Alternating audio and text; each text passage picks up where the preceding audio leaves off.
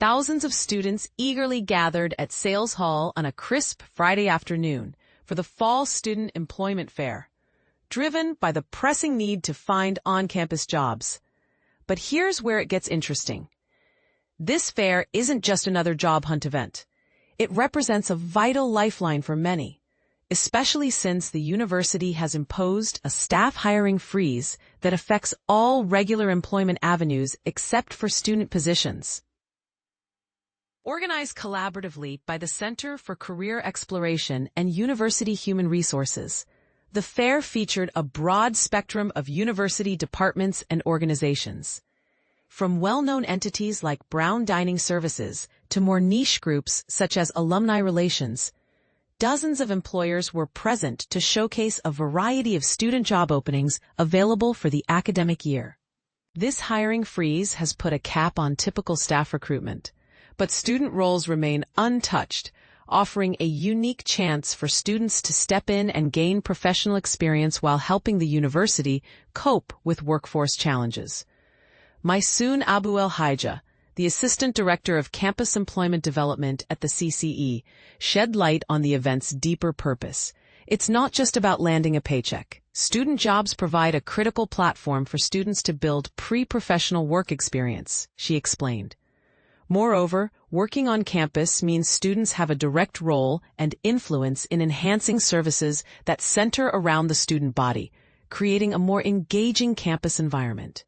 For many attendees like Akshar Belaguli 29, the fair was an exploratory journey rather than a targeted mission. I didn't come in with a specific job in mind, he said.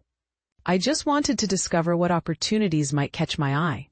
This open-minded approach is common among students who are still figuring out how they want to integrate work with their academic and social lives. Other students, such as Teddy Schwartz 29, approach the fair with financial necessity in mind. Thayer Street's high prices are tough, he joked. I need extra income. But beyond the paycheck, Schwartz was also drawn to jobs like SafeWalk, which he found personally meaningful since it involves contributing value to the community. He, like many others, was also looking for positions that offer flexibility, allowing them to remain productive with their coursework, a priority mirrored widely, including by Nina Chevres 29. My goal was to find a job where I could multitask and do schoolwork, she shared. Mariana Malenkine 29 had a slightly different perspective, seeing the role as part of her financial aid package through work study. Yet, she also viewed it as a chance to immerse herself in new communities and expand her network.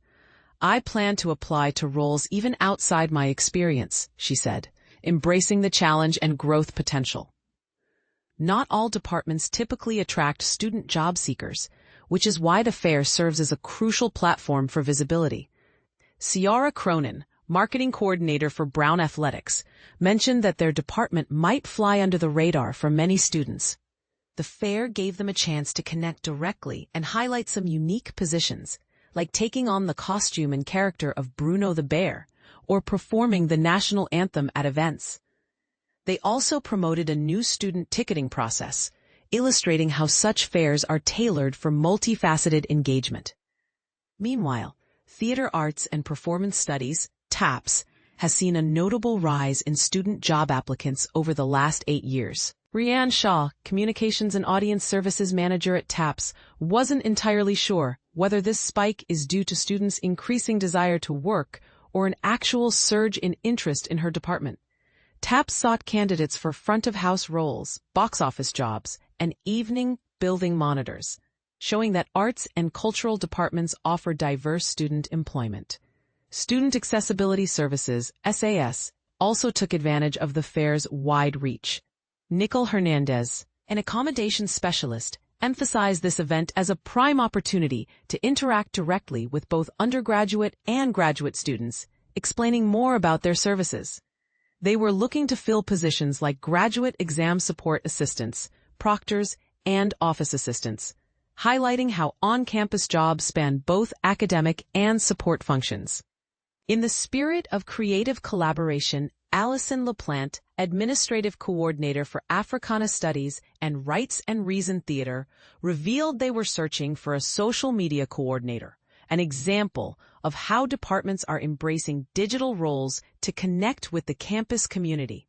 The overarching context of a university-wide staff hiring freeze, now in place for over 6 months, adds a layer of urgency and complexity to the picture. LaPlante sees the fair as an opportunity for Brown to tap into the student workforce, not just to provide students with valuable experience and income, but also to alleviate some pressures on existing staff managing heavy workloads. And this is the part most people miss. Beyond being a traditional job fair, this event is a strategic solution to workforce challenges, a bridge connecting student ambition with institutional needs. But it raises an important question. How sustainable is this reliance on student labor as a substitute for regular staff? Are we putting too much on student employees without recognizing the impact on their academic and personal lives? What do you think? Should universities lean more heavily on student employment to fill staffing gaps, or does this risk overburdening students? Share your thoughts and experiences in the comments below. Let's get the conversation started.